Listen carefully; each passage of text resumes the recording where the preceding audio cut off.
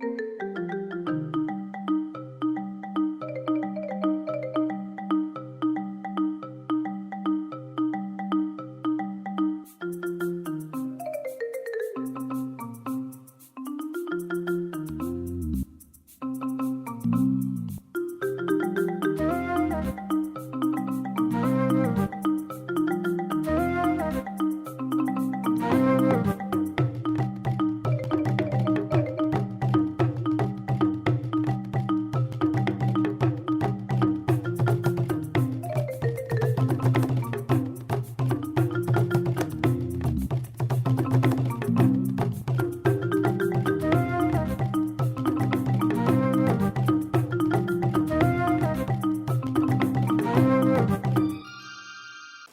had a wonderful meeting with the Prime Minister, and of course, you're all aware that we have been extremely welcomed into Burkina Faso. But this would not happen. Our presence here in Burkina Faso as African diaspora would not have happened had it not been for your amazing embassy, the Burkina Faso embassy in Washington, D.C. I told the Prime Minister today that having spent time in Washington, D.C., it is my humble opinion that the most functional embassy in Washington, D.C. is the Burkina Faso embassy, and nobody can challenge that. So it is through the Burkina Faso embassy in Washington, D.C., followed by, of course, through the foreign ministry, that we are here today. We have been received in a way that no one even imagined. So for that, on behalf of the African diaspora, we want to thank our brothers and sisters in Burkina Faso for the resounding welcome that they have given us so far. In addition, we did get a brief history of who we are from the Prime Minister. He reminded us that we need to continue to fight the enemy who has lied to us for centuries, the enemy who has misrepresented Africa, but more importantly, since we're here, the misrepresentation of Burkina Faso, the image that has been painted of Burkina Faso. We all have a responsibility to dispel those lies. And we have a responsibility as Africans to tell the world the truth about Burkina Faso. We are here as testimony to that. When those people who are here today, I call them the renegades. The renegades, in spite of the negativity coming out of the world, they said, no, Burkina Faso is home, we are going home.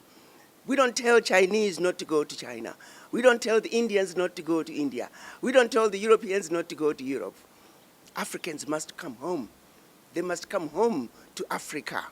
And for us, we are blessed that we have a president who has stood up, a president who represents everything we have ever wanted in an African man, a president who has stood up and said, Africa belongs to the Africans. And we have an example of how Africa must readjust and reshape our leadership. So in Burkina Faso, we have found a home. The president is calling for the conclusion, for the correction of the wrong of over 400 years. The children of Africa are welcome here in Burkina Faso, particularly descendants of the formerly enslaved. President Traoré is saying the wrongs of yesteryear must be corrected, beginning in Burkina Faso. I want you all to know that what is happening in Burkina Faso is something that should have happened a long time ago. It really is sad when you think about it, that over 400 years of the children of Africa being taken out of Africa as slaves, not a single African country has put out a clarion call to say, you can come home to Burkina Faso. You can come home to any other African country. It is Burkina Faso that is making that clarion call to say, descendants of the formerly enslaved, you must come home to Burkina Faso. African diaspora, the right thing is for you to come home to Burkina Faso, and Burkina Faso is standing up and saying, let's right this wrong. And so we are here to celebrate that call, that clarion call. We're answering that clarion call from President Captain Ibrahim Traoré. And that is why we are here today.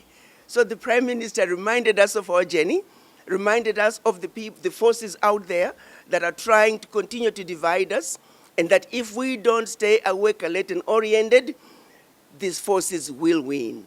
So the forces of evil that have kept Africans and Africans in the diaspora from coming together, we must always be aware of them and be determined to defeat them by any means necessary.